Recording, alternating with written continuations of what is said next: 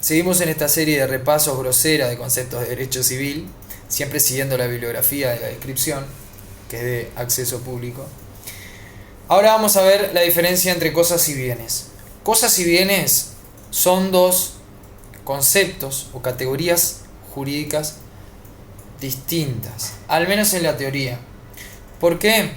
Porque una cosa es el punto de referencia objetivo. La cosa es una entidad objetiva por sí misma.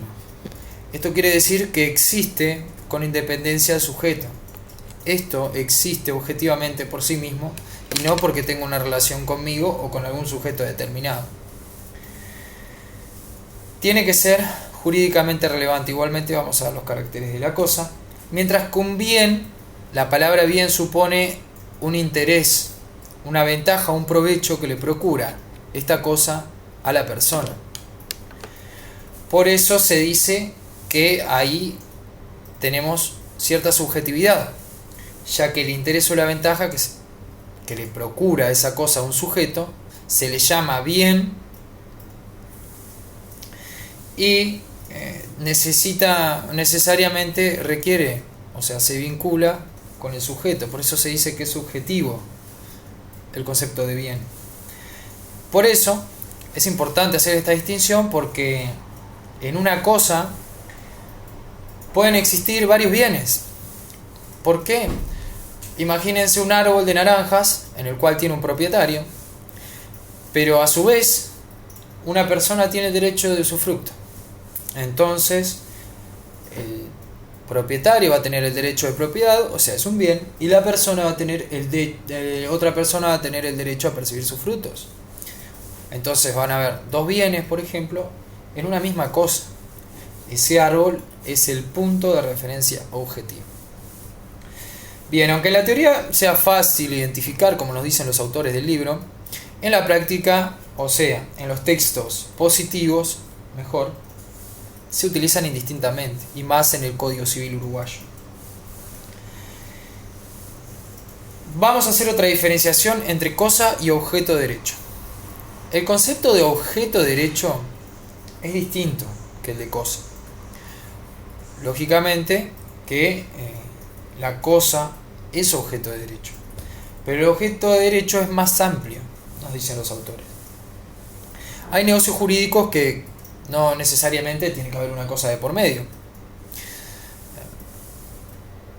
pero sin embargo no puede haber un negocio jurídico sin un objeto.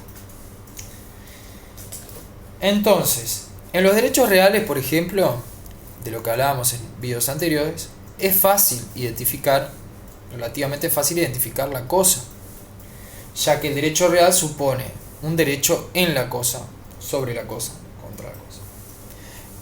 Es una relación inmediata, no hay otro sujeto intermediando. La situación se complica cuando estamos ante un derecho personal y, por ejemplo, una persona se obliga a dar. Entonces la persona lo que se obliga es a la prestación. La cosa aparece como algo mediato. Yo me obligo a dar estos lentes, pero mi obligación es de dar. Es la prestación. La cosa aparece después. O sea, yo soy el que me obligo. No aparezco yo relacionado directamente con el acreedor. O sea, el acreedor se relaciona conmigo para que le dé una cosa. Por eso la cosa es mediata. Bien. Espero que se haya entendido. Bien, vamos al concepto legal de cosa. Tenemos el artículo 460 del Código Civil uruguayo, que básicamente, a grandes rasgos, nos dice que bienes o cosas, utiliza esa palabra, son, digamos, todo lo que tiene medida de valor y puede ser objeto de propiedad. Pueden ser, los bienes pueden ser corporales o incorporales. Pueden recurrir a la lectura del texto positivo para sacarse las dudas y leer bien. De hecho, es recomendable que lo hagan. Entonces tenemos la cuestión. Este artículo dice bienes o cosas. ¿Bienes o cosas son sinónimos? Bueno, ahí tenemos dos teorías planteadas en el libro. Una es la de Civils-Hamilton, que dice de que no son sinónimos, ya que la O es disyuntiva. esa O que aparece, bienes o cosa, ya que la cosa siempre comprende un elemento material, objetivo, lo que hablábamos recién, y los bienes pueden ser corporales o incorporales, o sea, cosas o derechos, hace la distinción. Pero aparece Gamarra y Guillot, por ejemplo, que dice que son sinónimos. Acá hay varias teorías, por más que no estén citadas en este libro, y es recurrente la distinción entre bienes o cosas, y hay más de estas dos teorías. Pero bueno, estas son las que están citadas en el libro y las que vamos en pos de la brevedad vamos a nombrar. Gamarra y Guillot dice que son, sí, efectivamente son sinónimos, y que la O que aparece ahí es conjuntiva. Dice bienes o cosas, indistintamente. Así que las cosas y los bienes pueden ser materiales o inmateriales indistintamente. Sean sinónimos o no, Gamarra y Guillot, Gamarra dice que tienen que tener dos elementos. Uno, el económico, quiere decir que tienen que tener una medida de valor, se los tiene que poder evaluar en dinero. Y descarta bienes comunes como el sol o el aire, siempre y cuando no tengan una manufactura. Por ejemplo, si al sol yo lo manufacturo mediante un panel solar, puedo vender energía eléctrica y eso es un bien. Pero si no hay una manufactura, no entraría en el concepto de bien.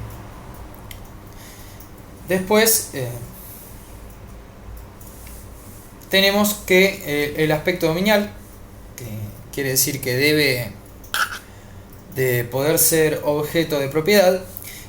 Esto quiere decir que debe estar en el comercio de los hombres, y quedan excluidos de esto los bienes de dominio público.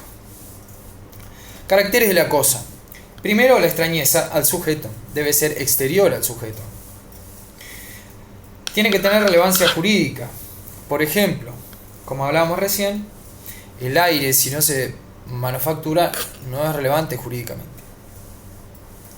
El aire o el gas, por ejemplo, o lo que sea. Tiene que poder ser individualizable, o sea, se puede identificar lógicamente para poder evaluarlo. Tiene que tener una medida de valor, como dijimos recién. No requiere actualidad ni pertenencia, ya que pueden ser cosas, y esto es importante, pueden ser cosas no solo lo que existe, sino lo que se espera que exista. Esto es importante, en determinados contratos también uno se puede obligar a dar determinada cosa que aún no existe, como por ejemplo una cosecha. Clasificación. Acá vamos a hacer una mención a la clasificación más importante, que son bienes muebles e inmuebles. En cuanto a su movilidad, normalmente el bien puede trasladarse, bien entendido como cosa, ¿no? Utilizándolo como sinónimos.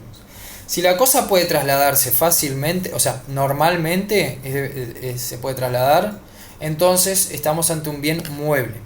Si la cosa normalmente no es trasladable, estamos ante un bien inmueble. ¿Por qué decimos normalmente? Porque una casa, por ejemplo, es considerada siempre un bien inmueble. Por más que se pueda arrancar la casa de raíz y llevarla a algún lado, normalmente es un bien inmueble. Entonces se atiende a la normalidad. Entonces tenemos bienes muebles, inmuebles. Otra clasificación importante son los de bienes.